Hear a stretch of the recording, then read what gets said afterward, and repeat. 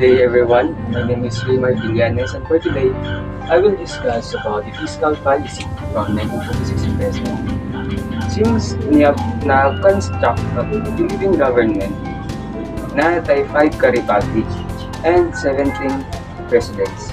The first republic was led by President Emilio Aguinaldo near 1899 to 1901. Then na-construct ang Commonwealth na Republic on year 1935 to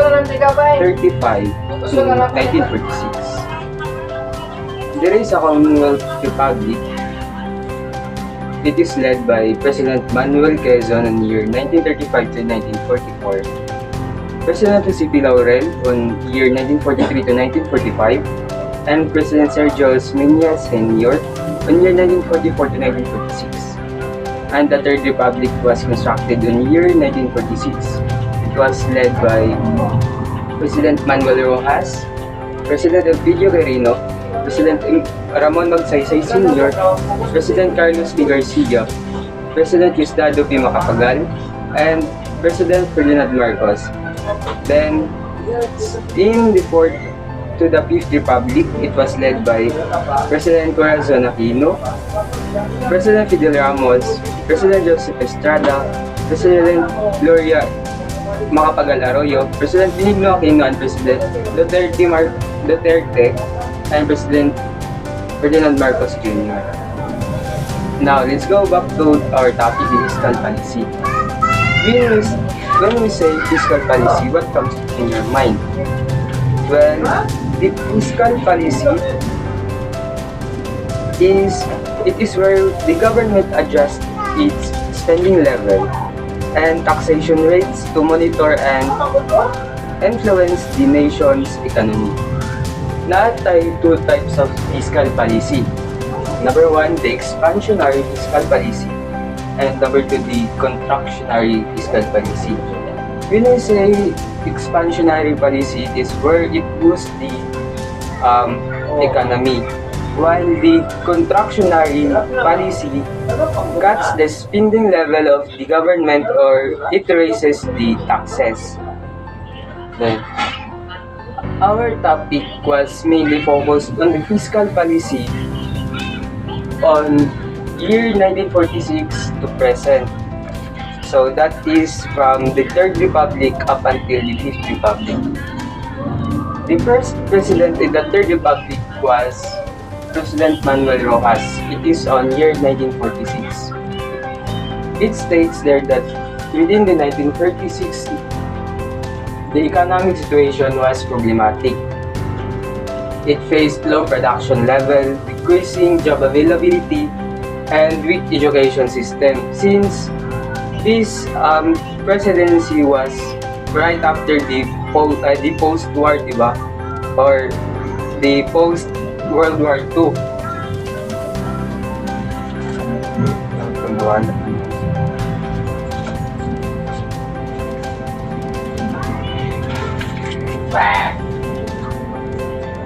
This presidency's objective was to reconstruct and to rehabilitate the economic stability. Then, ang kanya presidency, wala lang siya negative lang nga nadala sa atong economy, but nag-try positive na mga nahimog yapon. President Manuel Rojas himself established the General Appropriations Act on 1947, and also he introduced Philippine peso from Philippine peso Huetre. Then during his term, na-establish ang Central Bank of the Philippines on year 1948. The primary goal of the Central Bank was to regulate money policy.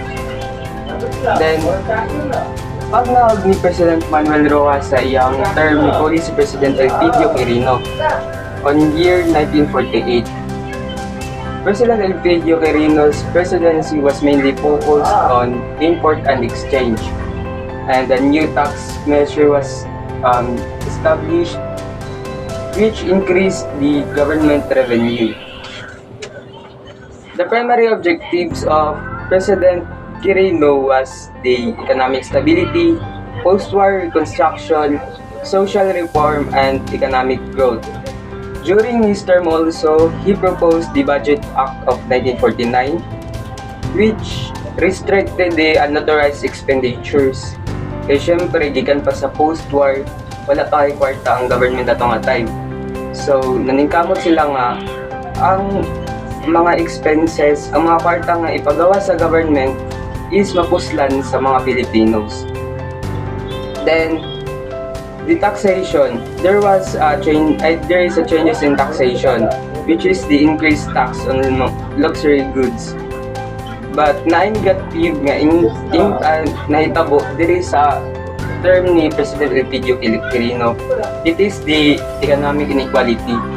Kaya syempre, during this term, mostly nakafocus lang sa import and exchange.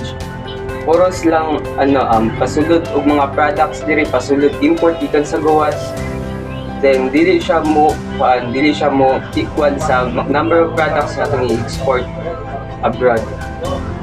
Then next sa pag naog ni President Elpidio Quirino in year 1953, nipuli si President Ramon Magsaysay. Nipuli si President Ramon Magsaysay. Then after kay President Ramon Magsaysay, si President Carlos Garcia. And after kay President Carlos Garcia, nipuli si President Diosdado Macapagal. These three presidents promised to study the tax structure, which is the Republic Act number 2 to 11. And this period, which is the post-war period, was subjected to a rise in corruption. Then, in year 1959 to 1968, walay napas na any tax legislation ng Congress. Ato isa-isa ng ilang nahimo ang three presidents. President Magsaysay, he seated as a president in year 1953 to 1957. During his term, he encouraged foreign investment and infrastructure development.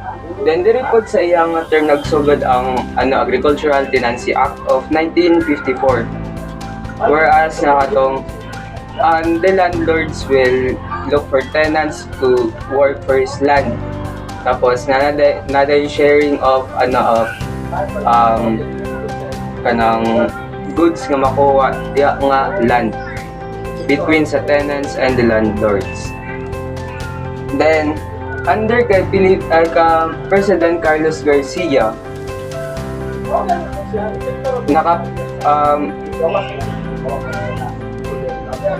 he promoted local industries. If si President Ramon Magsaysay mostly nakapokus siya sa foreign investment, nakita ni President Carlos Garcia nga sayang pud ang makuha nga kwartal sa mga foreign investors. If ka nang profit sa foreign investors, ma-accumulate na siya sa Filipinos, magamit na siya sa local industries, mas dako pa nga kanang tabang inuan diri sa local tree. Wala ang iyang na ito nga type. So nakapokus siya sa local development of local industries, the promotion of local industries. And he restricted the foreign investment. Ilagi sayang ang profits. Then, pag naog ni President Carlos Garcia, nipuli na yun sa President Diosdado Macapagal. Kung diri yung President Ramon Magsaysay, I mainly focused in foreign investment, tapos gi-restrict ni President Carlos Garcia ang investment during his presidency. During sa presidency ni President Diosdado Macapagal, yan ang regulate ang foreign investment. Tapos iya din gipasa sa Congress ang Agricultural Land Reform Code of 1963. Then iya pong gi-devalue ang peso to boost the exports nato. Kaning devaluing the peso was to intentionally lower the cost or the currency not sa isa country in relation to other country. Ganun siya, na siya beneficiary na ka ng mahatag sa country, din ako siya ay mga downbacks. Isa sa mga beneficiary na mahatag ay niya was a cheaper export, tapos more export competitiveness globally, and makaboost siya og tourism.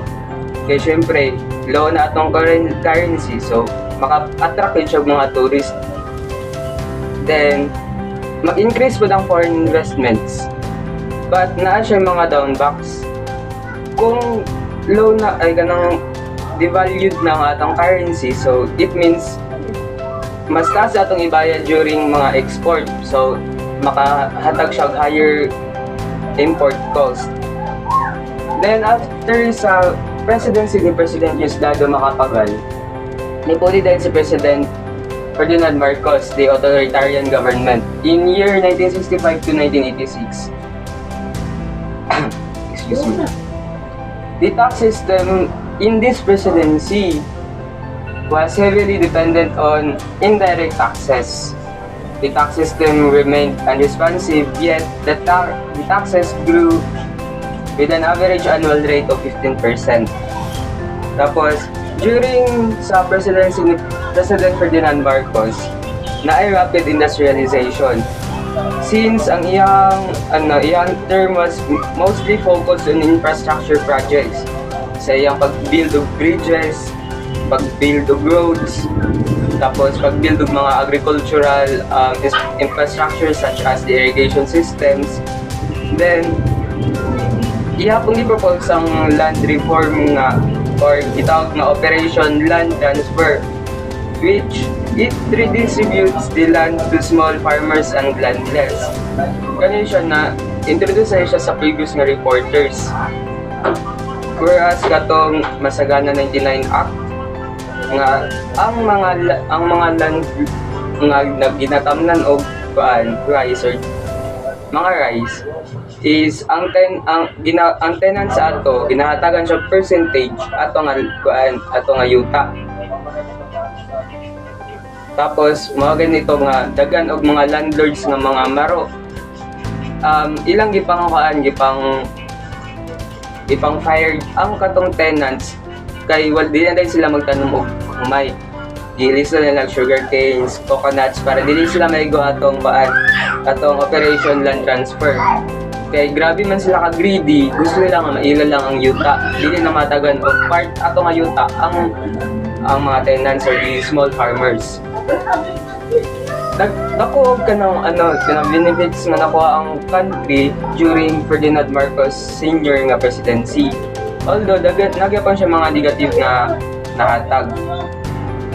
Since authoritarian government man, so ang government expenditures during this time is wala siya na liquidate.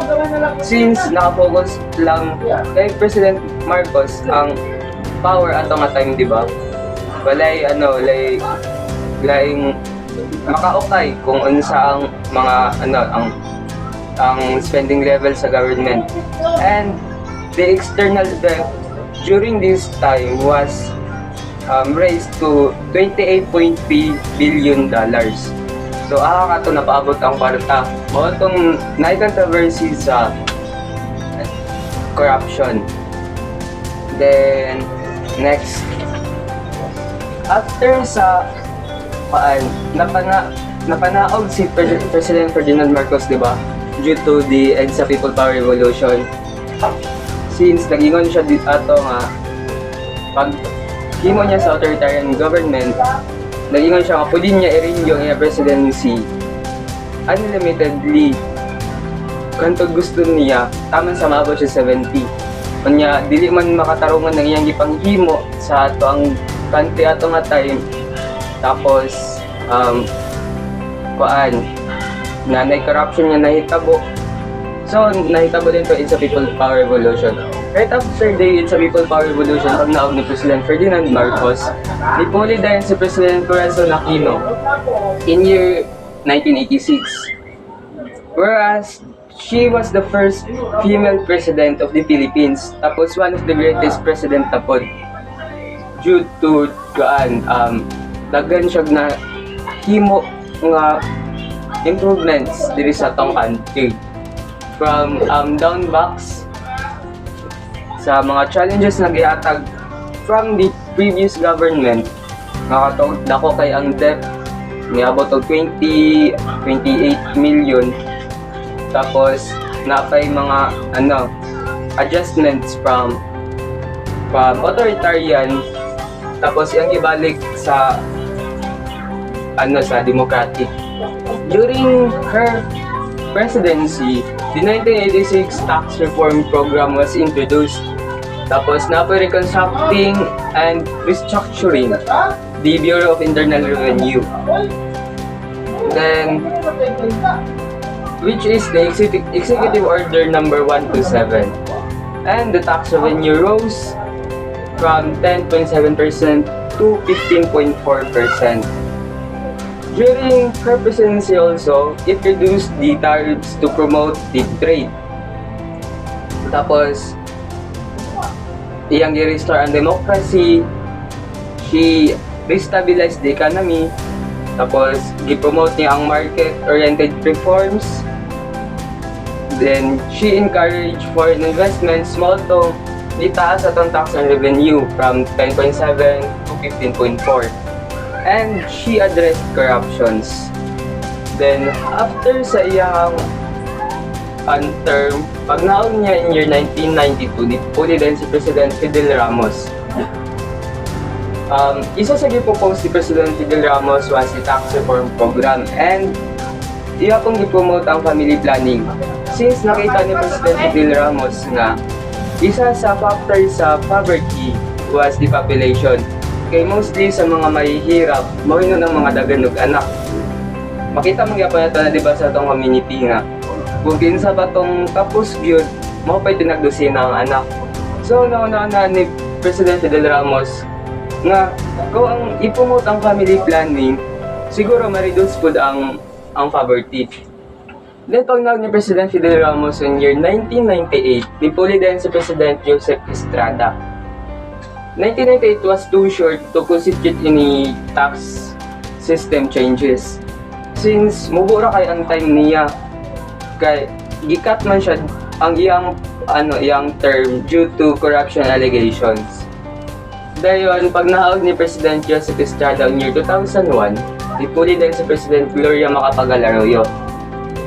President Gloria Macapagal-Arroyo increased the government spending without adjusting the tax collections, which led to downbacks of the Philippine government. Kaya syempre, dako kay siya ginapagawas sa kwarta, sige la gasto without adjusting the taxes. So, sige ra pagawas, gamay ra ang nisulod. Mao tong nahugno gid ang government ato nga time. Then she also expanded the value added tax or the EVAT. Then after sa presidency ni President Gloria Macapagal-Arroyo on year 2010, nipuli din si President Benigno Aquino III.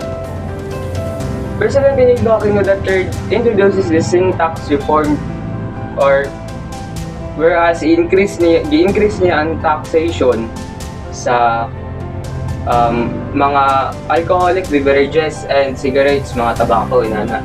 And after sa presidency ni President Benigno Aquino III, nipuli din si President Rodrigo R. Duterte. On year 2016, President Rodrigo R. Duterte limited the VAT exemptions. He also increases the excise tax on petroleum. Then, iyang i-propose ang train law or the tax reform for acceleration and inclusion program. And also, imo niya ang build program, whereas it is mostly focused on building infrastructures. Same sa gihimo gyapon ni Ferdinand Marcos Sr. Building bridges, mga roads, farm to market roads. Then pag naon ni President Rodrigo R. Duterte, nipuli din si President Ferdinand Marcos Jr. Whereas his term was mainly focused on infrastructure development, increasing investment in agriculture, infrastructure, and human capital. Then iyadon gipadayon ang program ni President Duterte which is the Build program. Then in conclusion, the Philippine fiscal policy's journey has been marked by significant reforms, challenges, and achievements. Gikan sa post-war, padlon sa new government initiatives, each nga administration, each ano nila, dagan og na-contribute sa atoa in addressing the economic growth, poverty reduction, and social development. Although daghan kay challenges na encounter ang atong fiscal policy throughout the years. Una na ang inequality and poverty, tapos napay naka-experience of corruptions, tapos napay economic instability. So, atoan nang hibalan unsa mga na-encounter sa atong government throughout the years. Then for now, before I end this topic, magbili na ako activity. Kani activity inyo na i-post on social media platforms. Whereas mag-post mo with using this statement, if I were the President of the Philippines, what would be my top priority? Then, ang naay makuha nga pinakadagan nga nga vote na kaya nga prize dahil pagbalik sa ato ang schedule aniya class. That's all. Thank you.